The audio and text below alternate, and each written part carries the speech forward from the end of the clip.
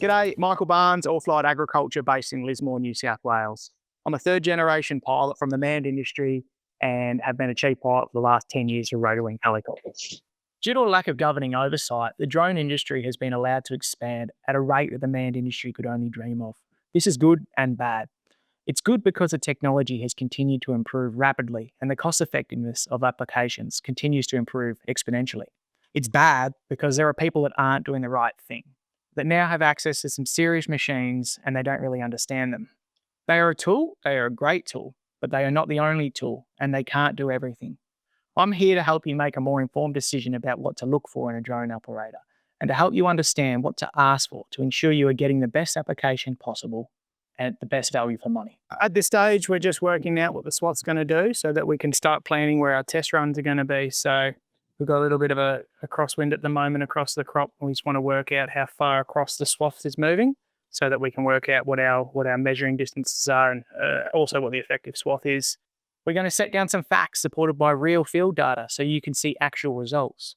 The absolute first thing you should look for in a drone applicator or operator is their attitude. Are they rushing? Do they care about your problem? Are they open to discussion about the application? Are they appropriately qualified, licensed, and insured? Are they thinking about awareness zones beyond the area of application, including neighbouring properties, buffer zones, susceptible crops, bees, waterways, etc.? Have you filled in a request for application form that outlines your requirements and agreed on an application with an aerially approved chemical label? This is your record keeping and is a legal requirement for both you and the drone operator. If you're not signing something like this, there's probably not real good record keeping going on. These are just some of the things that will be indicators of the sort of job you're going to get. You want a last minute loose job, you should expect loose results.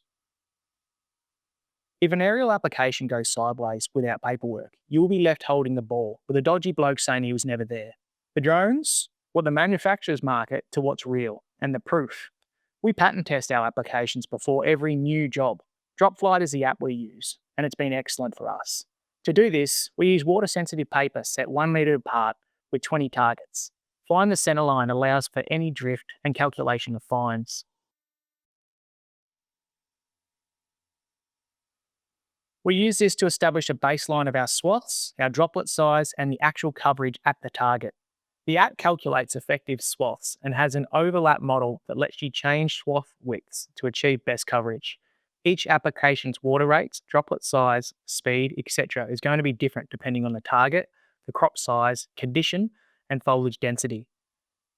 Build trust with a service provider that has some pride and accountability, and you won't need to micromanage these numbers. You will just know that they are doing the best they can for you, and it takes what it takes.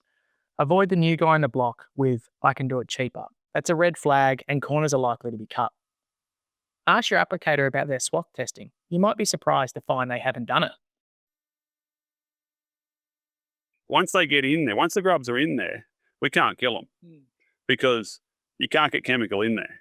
You've got to kill them when they're on them silks before they go in. So what we try and do is, the most critical spray we do is, when the silk, once there's the silks are like that when they're nice and fresh and they're hanging out the end before they die. So you get a bunch of that hanging out the end of the cob. Moth lays its eggs on there, and they'll hatch. There'll be like half a dozen grubs, little tight maggots will hatch on them, and you've got to kill them before they go in the cob. We want high coverage at the target. This is not the same as a high water rate. To get coverage, the droplet size is imperative. Remember that every time you halve a droplet size, you increase the number of droplets by up to 8. Flying at slower speeds allows for excellent circulation through the crop and thus better overall coverage. When requesting higher water rates, many drones are restricted to the size of droplets they can run. For example, 100 litres a hectare is requested by a farmer because that's what his mate said was a go. Given a certain speed, the drone may only allow for a certain size of droplet at that water rate. Say it's a coarse droplet of 440 microns. This limitation varies with manufacturers and models. The farmer says, "That sounds great," thinking they are getting heaps of water. Now consider that at the target height you achieved 8 droplets per square centimetre. Sounds good? Well, if we reduce a droplet from 440 to 220, we multiply the number of droplets by 8. The water rate can drop to 50 litres per hectare, which effectively halves the cost of the application.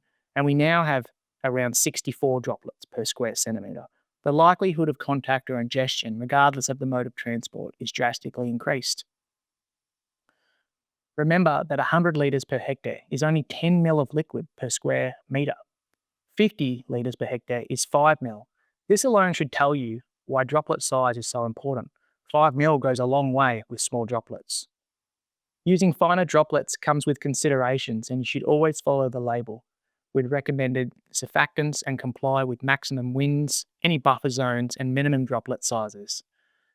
Spray systems should be tested regularly to ensure accuracy of droplet size, percentages of fines, your actual effective swaths, etc.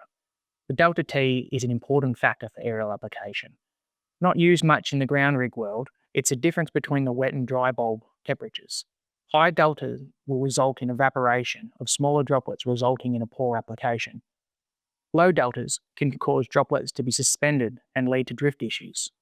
We use a Kestrel handheld weather station to check actual numbers at the site of application.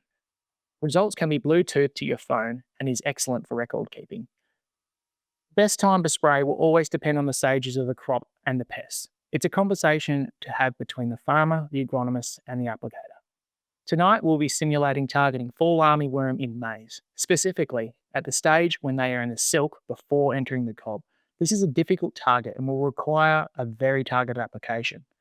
Tonight, we'll be using these for a different reason. We're going to be setting these at the height of the target, because what we want to know is what the V and D and what the droplets per square centimetre we are achieving at target height. Going from 3 metres to 2 metres, that doesn't cost anything extra. So we're going to see how that affects the swath. If there's any consequence of by going lower, does that bring the swath in or not? Or does it give you more downforce, more penetration, more circulation? So that's what we're going to go check now. And then the next thing is when you start adding more water, it takes longer to get the product out. So therefore, the longer it takes to get the product out, the more it's going to cost the farmer, the end user. So we're trying to find out where that line is of where you're going to get a good application for as cheap as possible.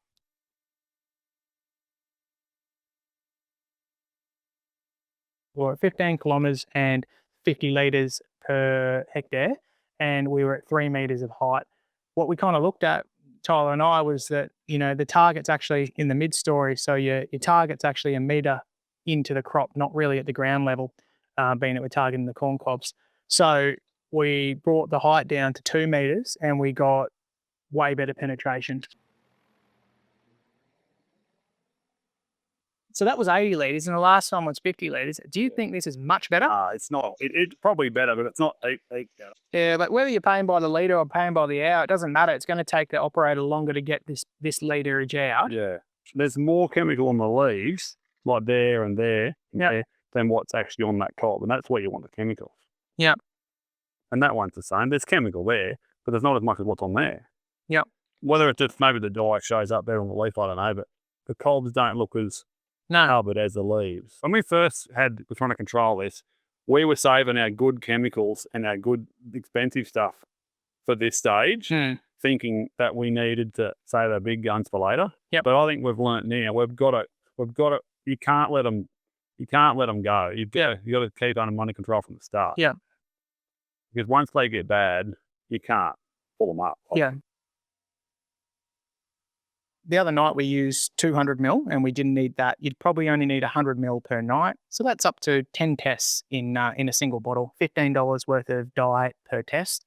Torches, you're looking at anywhere between $100 and $150 for a fluorescent, for ultraviolet light. And that's what lets you see the pigment at night time.